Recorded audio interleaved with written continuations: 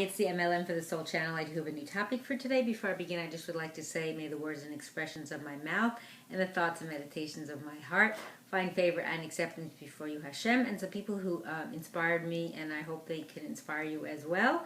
And I will have links below this video to their sites. There, Rabbi Yosef Mizrahi, Rabbi Eli Mansour, Relon Anavar, Rabbi Yuval Ovadia, Rav Daniel Asser, Rabbi Michael Skobach, Jews for Judaism, Rabbi David Ashir, Rabbi Ron Ruvain, and Rabbi Yosef Chesney. So if you've never checked out this channel before, I will have a link below to my first video, which explains what M.L.M for the Soul means, what it stands for, and what I'm doing. So today is going to be not the parsha. I'm doing something that's very interesting that you may have heard of or may have been doing, and I've been doing it for years. But I call the title for this one called Protection in the Afterlife. So this has to do with, and then I'll go through it, and it's also from Rabbi Eli Mansour, with what some people do is they recite a certain verse that relates to their name, that's their Hebrew name, at the end of the Amidah or the Shemona Esrei, and it's in all Shemona Esreis, in Shacharit, the morning prayers, the afternoon Mincha, and the evening Arvit, or people call it, why can I remember it now? Mariv, sorry. So what it is you take your Hebrew name, you take the first letter and the last letter, of course in Hebrew, the Hebrew letter, and if you have two names, then you would do two names, and then there's a certain verse or pasuk that relates to that, and then I'll just show you this, and then I'll read through what it says here. So this is from, I have the complete Art Scroll Sitter. It's a pocket edition. I'll just have a link below to Art Scroll so you can see. But what it is it's the end of when you finish Shacharit, almost towards the end, and it talks about it here, but I'll just tell you just briefly, and then read through it.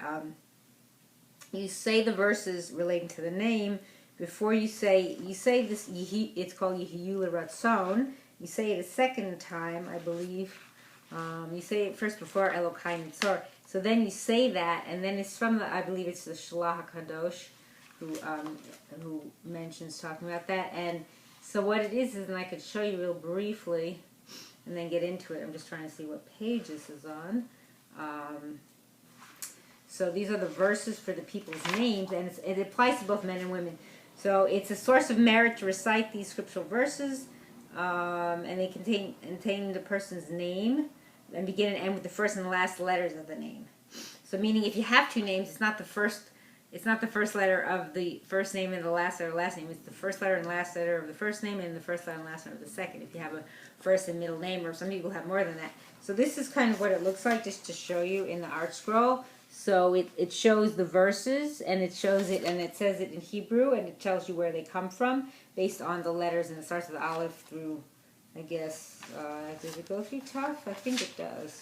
Let me see here, just to be sure. No, it actually goes through, oh yeah, it does go through Taf. Okay, so then that's something to look into. If you don't know about that, you can look it up online as well. So that's just to show you that in the Art Scroll.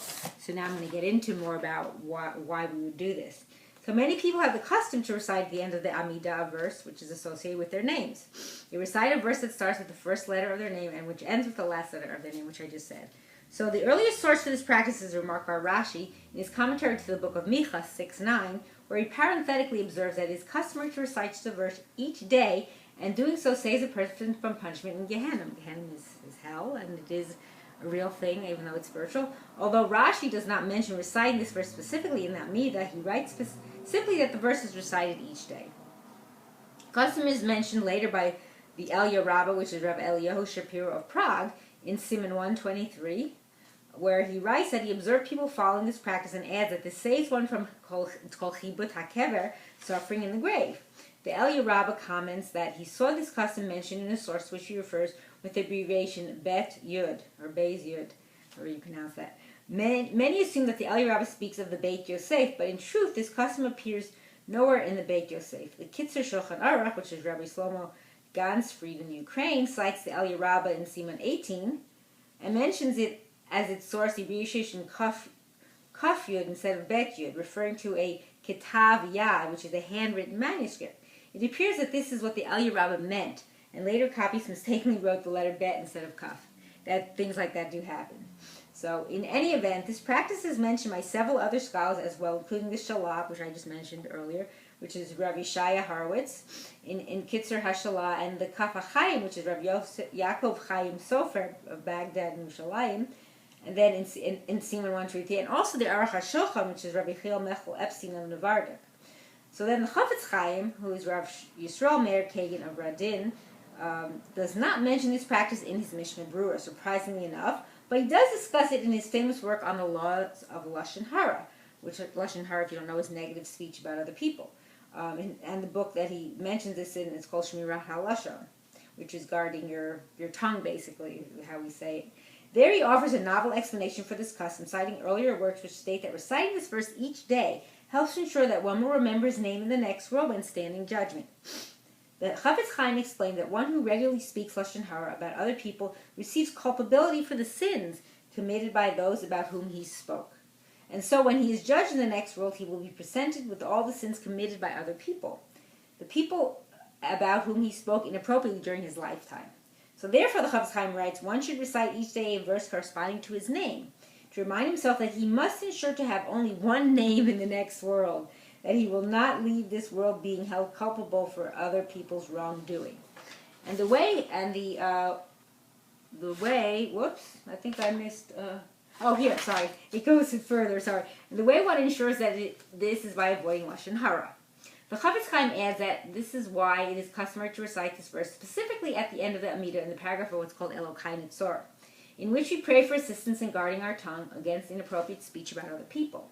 So Chacham Ben Sion Abba Shaul writes that according to the Chafetz Chaim's explanation of this custom, it should be observed by both men and women, for they both need this daily reminder to avoid Lashon Hara. Rav Meir Mazuz, however, noted sources indicating that the primary reason for this custom is to protect against punishment for the sins of Bitul Torah, which means wasting time, which could be used for Torah learning, and also Zera Levatala, which means wasteful bodily emissions, both of which are unique to men. Therefore, this custom is relevant only for men. In later writings, however, Rav Mazuz conceded that this practice is relevant even for women. He noted that women are responsible to help their husbands avoid Bitul Torah, and women customarily recite the Bet Shema, which is associated with the concern to avoid nocturnal emissions. In any event, the common custom is for both men and women to recite a verse associated with their names each day at the end of the Amidah. Most Siddurim instruct reciting this verse immediately before the second recitation of the verse Yehu L'Ratzon and Reifi, which I did mention.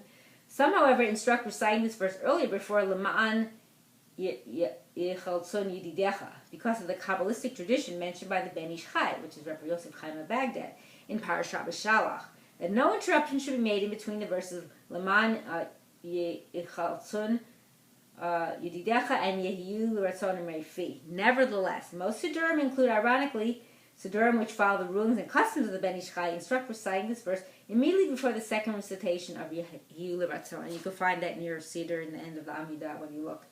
Interesting enough, Chacham Ovadia Yosef, in a response in his Yobia Omer, cites a third view from the work Me'ora Or.